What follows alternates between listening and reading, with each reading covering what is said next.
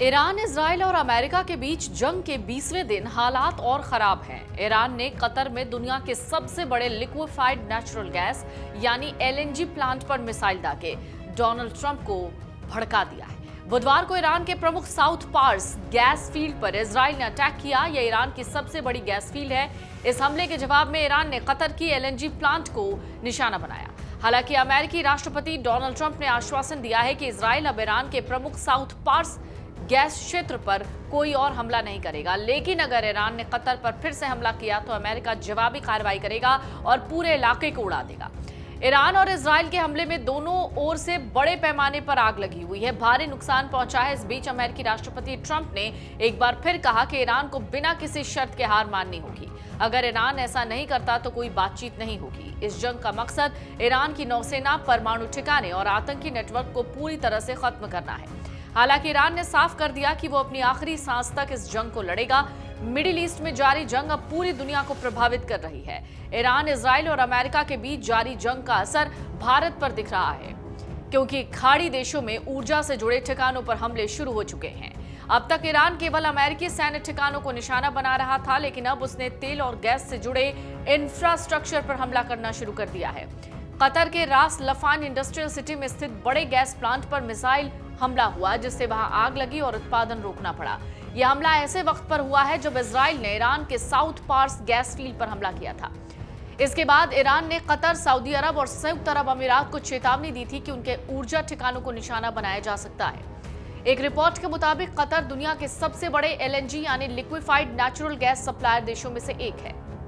वहां के gas plant पर हमला होने से पूरी दुनिया में गैस और तेल की कीमतें बढ़ने का खतरा है। भारत पर इसका असर ज्यादा इसलिए पड़ सकता है क्योंकि भारत अपनी जरूरत का लगभग 47% गैस कतर से आयात करता है। हर साल भारत करीब 27 मिलियन टन एलएनजी आयात करता है, जिनमें से 12 से 13 मिलियन टन कतर से आता है। इसके अलावा संयुक्त अरब अमीरात से करीब 24% और अमेरिका से 11% गैस आती है। अगर कतर में गैस उत्पादन लंबे समय तक प्रभावित रहता है तो भारत को दूसरी जगहों से महंगी गैस खरीदनी होगी।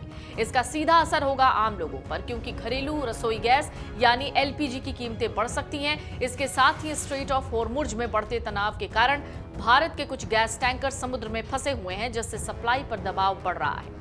हालांकि सरकार ने साफ कहा कि फिलहाल देश में गैस की कोई कमी नहीं। मिडिल ईस्ट में बढ़ते हमलों से अब ये खतरा बढ़ गया है कि जंग केवल सैन्य ठिकानों तक सीमित नहीं रही, बल्कि दुनिया की एनर्जी सप्लाई प्रभावित हो रही है। इसका असर भारत समेत कई देशों की अर्थव्यवस्था पर, आम लोगों की जिंदगी पर पड़ सकता है। दुनिया के सबसे बड़े नेचुरल गैस फील्ड से जुड़े ईरान के साउथ पार्स पर इस्राएली हमले के बाद ईरान ने कतर के रास लाफान औद्योगिक क्षेत्र पर हमला किया, जिसमें कतर को बहुत नुकसान पहुंचा है। कतर की सरकारी पेट्रोलियम कंपनी ने एक बयान जारी कर कहा है, बुधवार मिसाइल हमले से उसके मुख्य गैस प्लांट में आग लग गई, जिससे भारी नुकसान हुआ। इसके बाद कतर ने ईरान के 2 राजनयिकों को निष्कासित कर दिया। साउथ पार्स पर हमले के बाद ईरान ने खाड़ी क्षेत्र में अन्य ऊर्जा ठिकानों पर आगे और विनाशकारी हमलों की धमकी दी। कहा, ऊर्जा क्षेत्र पर किसी भी हमले का वो कड़ा जवाब देगा। रॉयटर्स के मुताबिक रिवॉल्यूशनरी गार्ड्स ने ईरानी मीडिया में जारी बयान में कहा, हम आपको एक बार फिर चेतावनी देते हैं कि आपने इस्लामी गणराज्य के ऊर्जा ढांचों पर हमला करके बड़ी गलती की। अगर आप इसे दोहराते हैं तो आपके और आपके सहयोगियों के ऊर्जा ढांचे पर हमले तब तक नहीं रुकेंगे जब तक उसे पूरी तरह से नष्ट नहीं कर दिया जाता। रॉयटर्स के मुताबिक साउथ पार्स हमले पर इजरायली सेना ने कोई टिप्पणी नहीं की, जबकि अमेरिकी अधिकारियों ने कहा कि वॉशिंगटन को इसकी जानकारी थी, लेकिन वो इसमें शामिल नहीं था। सऊदी अरब ने भी कहा है कि उसने पूर्वी इलाके में ऊर्जा ढांचे को निशाना बनाकर भेजे गए ड्रोन को मार गिराया। वहीं एक बैलिस्टिक मिसाइल का मलबा रियाद के दक्षिण में एक रिफाइनरी के पास गिरा। हॉर्मुज स्ट्रेट से जहाजों की आवाजाही लगभग ठप होने से पहले ही बढ़े हुए तेल के दाम गुरुवार को फिर उछल गए। अमेरिकी कच्चे तेल के प्रमुख सूचकांक में 3% से ज्यादा की बढ़ोतरी दर्ज हुई। इधर फ्रांस के राष्ट्रपति इमैनुअल मैक्रों ने कहा है कि ईरान और कतर के गैस प्रोडक्शन फैसिलिटीज पर हमलों के बाद डोनाल्ड ट्रंप और कतर के अमीर से उन्होंने बात की है। उन्होंने एक्स पर लिखा, नागरिक ढांचे विशेषकर ऊर्जा और जल आपूर्ति सुविधाओं को निशाना बनाकर किए जाने वाले हमलों पर तत्काल रोक लगाना हमारे साझा हित में है। नागरिक आबादी और उनकी मूलभूत जरूरतों के साथ साथ ऊर्जा आपूर्ति की सुरक्षा को सैन्य तनाव से बचाना जरूरी है। फ्रांस के राष्ट्रपति मैक्रों ने कहा कि कतर के अमीर और डोनाल्ड ट्रंप से बात के बाद सभी पक्षों को तुरंत नागरिक ढांचे पर हमले रोकने चाहिए। उन्होंने खास तौर पर ऊर्जा और पानी सप्लाई से जुड़ी सुविधाओं को निशाना बनाने पर रोक लगाने की अपील की। मैक्रो ने कहा, आम लोगों की जरूरतों और ऊर्जा आपूर्ति की सुरक्षा को किसी भी सैन्य टकराव से बचाना जरूरी है। इन सब के बीच इस वक्त मिडिल ईस्ट का जो युद्ध है वो और भयंकर होता जा रहा है।